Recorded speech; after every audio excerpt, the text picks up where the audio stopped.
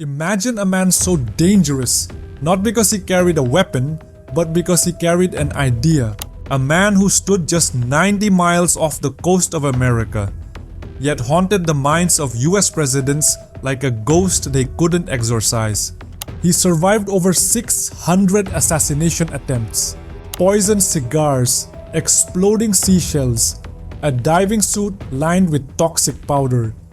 Even the American Mafia was hired to eliminate him.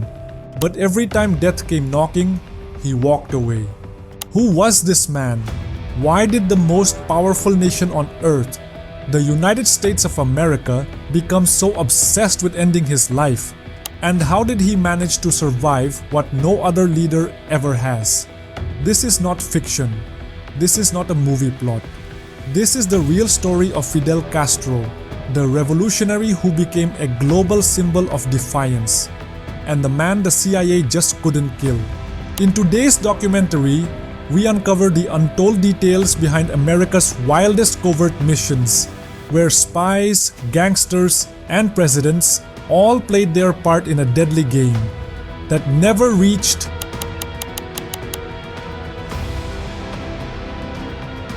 before he became one of the most controversial leaders of the 20th century, before the CIA began plotting to kill him. Fidel Alejandro Castro Ruz was just a boy born into privilege, yet destined for rebellion. Born on August 13, 1926, in the eastern province of Cuba, Fidel was the illegitimate son of a wealthy Spanish sugar plantation owner and a maid. From the very beginning, his life was a contradiction, raised among riches, but burning with anger for the poor. He was brilliant, obsessed with law, politics, and revolutionaries like Jose Marti, Cuba's national hero. Fidel believed that Cuba didn't belong to its people. It belonged to American corporations and corrupt dictators. And he wanted to burn that system to the ground. In the 1940s, he entered the University of Havana, where he wasn't just another student, he was a fighter. He joined radical groups, took part in student protests, and even planned to overthrow governments outside Cuba, including an armed attempt in the Dominican Republic. But the moment that changed everything came in 1952, when Fulgencio Batista, a US-backed military general, staged the coup and took over Cuba.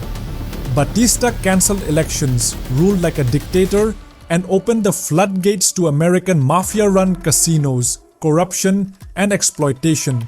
In 1953, he and a group of rebels launched an attack on the Moncada barracks, a bold but failed attempt to ignite a revolution. Fidel was captured and sentenced to 15 years in prison. But during his trial, he gave a fiery speech that echoed across the nation. "History will absolve me." He served only 2 years before being released in a general amnesty. But he wasn't done.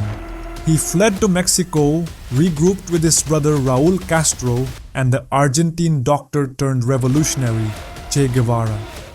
Together, they plotted a guerrilla war to take back Cuba. In 1956, the group sailed on a small yacht called Granma, barely surviving the journey. Many were killed in the ambush that followed, but Fidel escaped into the Sierra Maestra mountains with a handful of rebels. From the mountains, Fidel launched a slow-burning revolution. He used radio broadcasts, ambush tactics, and propaganda to win the hearts of the Cuban people and the fear of the Batista regime. By January 1st, 1959, the impossible had happened. Batista fled the country and Fidel Castro marched into Havana as a hero. But what the world didn't know was this: the man they celebrated was about to become a nightmare for the United States.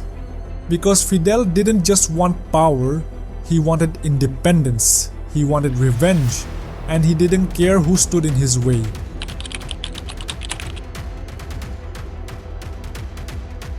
After Fidel Castro's victory, as he solidified his power in Havana, a new battle began, not just with his people, but with the world's most powerful superpower, the United States of America. When Castro took control of Cuba, His primary goal was to free the country from American influence, but this decision was seen as a direct threat to the United States. Cuba was too close to American shores, and Fidel's rise was putting a huge dent in the established order of US dominance in the region. Castro's first major mistake was making Cuba's economic policies socialist and communist, which was unacceptable to the US-Cuba, began nationalizing industries, taking over American-owned businesses like sugar plantations, mines, and factories. Imagine this: a small island nation on the doorstep of America, removing American monopolies and embracing communist ideology. To the US, this was an absolute nightmare. This move wasn't just a political threat, it was an economic disaster for American interests. If Castro succeeded, other Latin American nations might follow suit and adopt communist ideas. It could change the entire Cold War dynamic. So the US began plotting. Fidel Castro had to be removed.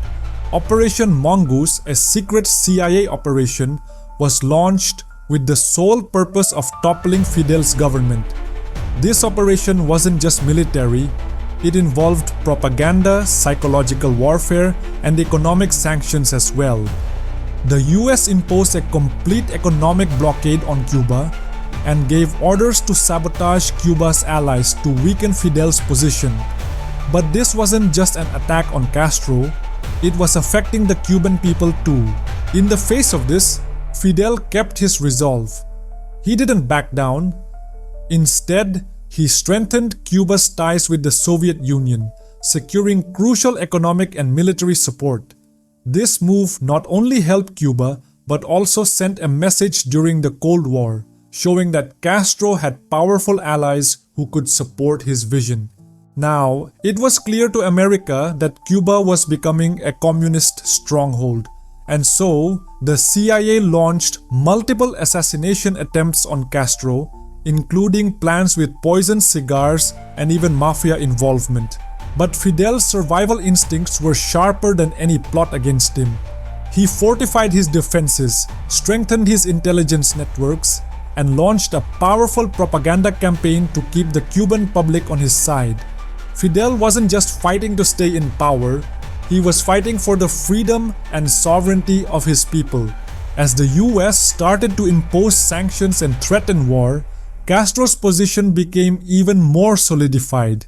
His ability to survive under pressure made him a symbol of defiance. The US saw this as a battle for the heart of the Western Hemisphere, and Fidel Castro was ready to take them on at all costs.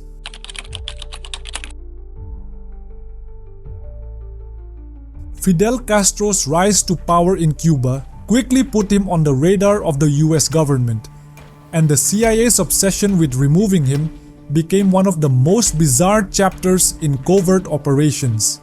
Within months of Castro's ascent, the CIA began plotting to eliminate him, seeing his alignment with the Soviet Union as a direct threat to US interests. The first assassination attempts were crude, such as trying to poison his cigars or contaminate his skin creams.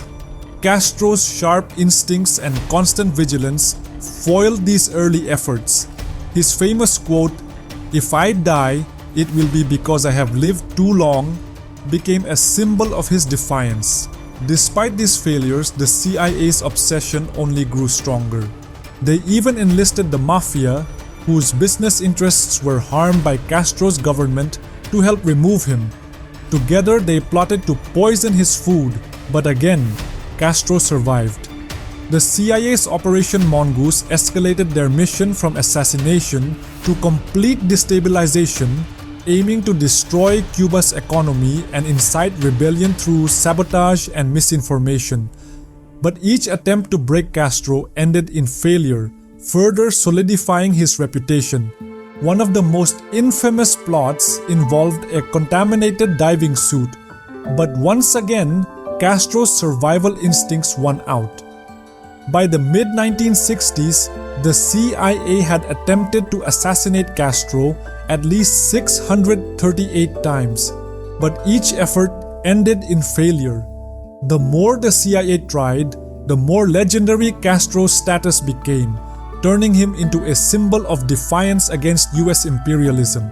Castro's survival, despite these relentless attacks, turned him into an untouchable figure, and the CIA's repeated failures served as a bitter reminder that even the US government couldn't topple him. As the CIA's attempts to remove Fidel Castro failed, it realized it needed more than traditional tactics. The solution came from an unlikely source: the Mafia. Before Castro's rise, Cuba had been a thriving hub for US-backed criminal organizations. Mafia figures like Meyer Lansky controlled Havana's casinos, gambling, and illicit businesses through ties to the corrupt Batista regime. But when Castro took power, he dismantled these operations, nationalizing casinos and ending Mafia control over Cuba. This loss was devastating for the Mafia, and the CIA saw an opportunity. The US government, struggling to find effective methods to eliminate Castro, decided to collaborate with the Mafia. The deal was simple. The Mafia would assist in assassination plots against Castro in exchange for the return of its criminal empire in Cuba. It was a mutually beneficial arrangement. The CIA would get rid of Castro, and the Mafia would regain control of its operations. Meyer Lansky and John Roselli, key Mafia figures, worked with the CIA to carry out assassination attempts. These included poisoning Castro's food and drink, attempting to give him a radioactive cigar, and even contaminating a scuba diving suit with tuberculosis. Despite these outrageous plans, none succeeded. This collaboration between the CIA and the Mafia was marked by danger and ruthlessness. The Mafia's involvement made the assassination attempts more covert, aiming not just to kill Castro, but to overthrow his regime and destabilize Cuba. The dangerous alliance blurred the lines between government agencies and criminal organizations, both willing to do whatever it took to achieve their goals. However, despite their efforts, Castro survived, and the alliance left a lasting legacy of treachery and intrigue.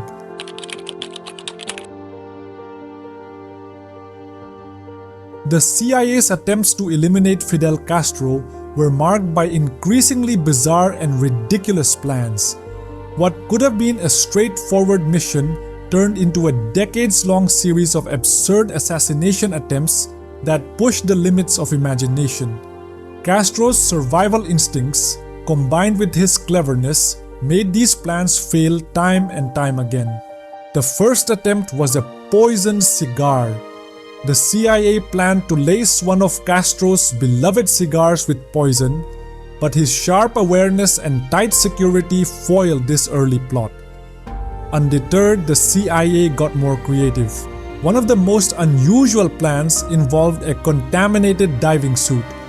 Knowing Castro's love for scuba diving, the CIA hoped to infect him with a deadly virus through a suit. But Castro, ever cautious, avoided the trap. Then came the radioactive poison plot, where the CIA hoped to kill him using radioactive materials in his food, like his favorite chocolates. Castro's vigilance in monitoring his food sources thwarted that plan as well. Another bizarre attempt involved planting a bomb inside a seashell. The CIA hoped that when Castro found it during a dive, it would explode, but once again Castro avoided the danger. There was also a plot to create a poisoned fake beard, but Castro never fell for that one either. The most laughable plan involved a poisoned pen, where the CIA hoped Castro would use a pen laced with poison. This plan was so far-fetched that it seemed almost comical, yet it highlighted the desperation of the CIA.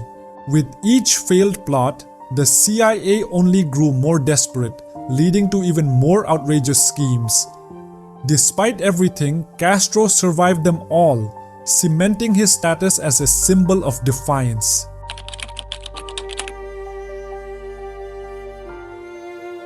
Fidel Castro's response to the CIA's relentless assassination attempts was nothing short of defiant. Rather than hiding or showing fear, he turned each failed plot into a public spectacle, mocking the CIA and its desperate efforts to end his life.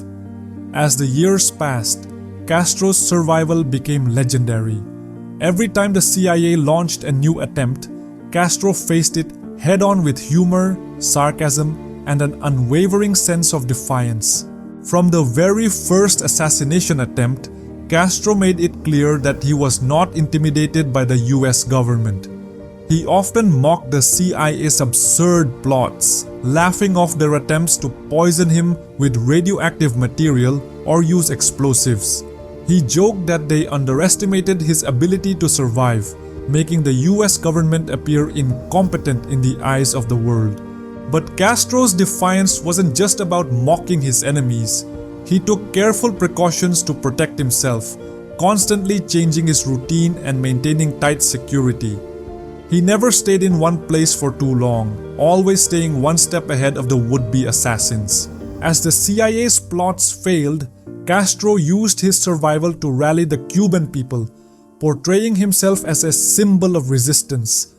His continued survival became a tool of propaganda, making him even more of a hero to his people and painting the US as a bully, desperate to destroy a small island nation's revolution. Castro's ability to mock the CIA while staying alive cemented his reputation as untouchable. Every failed plot only strengthened his position, proving that no matter how hard the US tried, Castro would not be defeated.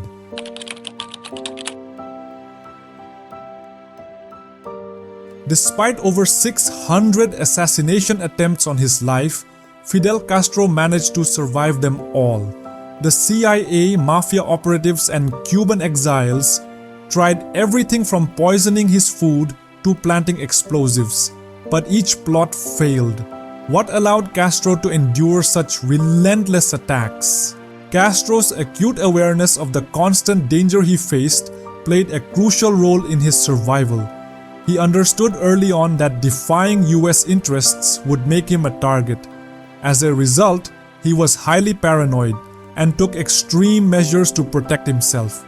He constantly changed his routines, traveled unpredictably, and screened everything: food, gifts, even cosmetics.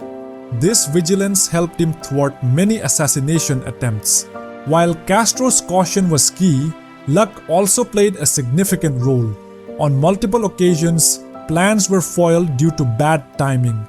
For example, the explosive seashell plot failed when Castro didn't go diving on a scheduled day. Similarly, attempts to poison him with radioactive material failed when his food was switched last minute. The CIA's methods became increasingly bizarre and overly complicated. Poisoned cigars, radioactive cosmetics, and infected diving suits all failed because they were difficult to execute, and Castro's constant vigilance made them easy to detect. Instead of succumbing to fear, Castro turned each assassination attempt into a public display of defiance. His ability to mock the CIA and embrace the threat on his life made him a symbol of resistance and strengthened his resolve. Castro's survival was also due to the loyal allies around him. His trusted inner circle and bodyguards worked tirelessly to ensure his safety, screening potential threats and offering him the best protection.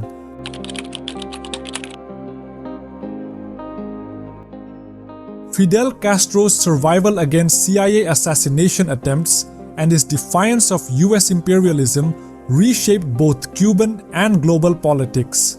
His resilience made him a powerful symbol of resistance, inspiring movements worldwide and influencing major geopolitical events.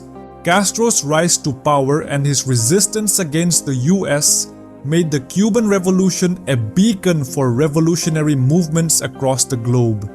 His survival against the CIA's relentless efforts solidified his image as an untouchable leader. Castro's defiance became a symbol of resistance for liberation movements in Africa, Latin America, and Asia. encouraging many to challenge colonial and US imperialism. Castro's defiance fueled Cold War tensions. After the Cuban Revolution, the US feared communism might spread in Latin America, intensifying the rivalry between the superpowers. The Cuban Missile Crisis in 1962, triggered by Castro's alliance with the Soviet Union, brought the world to the brink of nuclear war.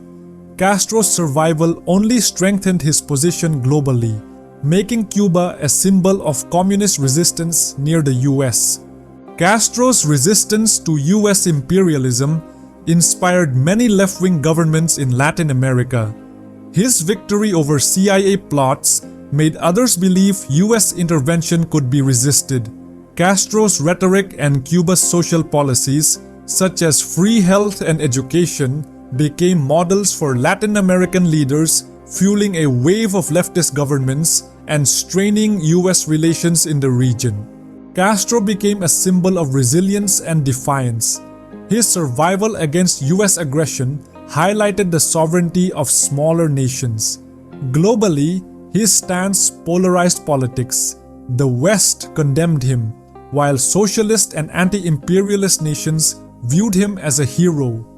Castro's survival cemented Cuba's independence and strengthened its alliances with socialist states like the Soviet Union.